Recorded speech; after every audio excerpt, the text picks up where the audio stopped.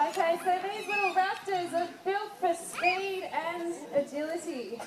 So they have strong body, a short neck but long narrow pointed wings that allow them to move themselves while flying and capturing their prey.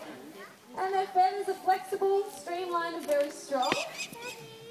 Well done, James. Okay, so you notice when James is flying, he actually needs to beat his wings quite often, which means brown falcons actually use up quite a bit of energy while flying. So they actually choose another method of hunting for perching and searching or pouncing. Up here, James.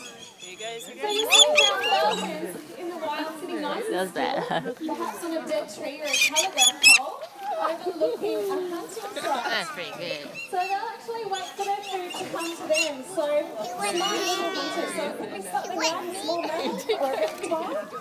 They'll start scurrying by and they'll sight their prey and pounce down on that prey. Always talons or feet first.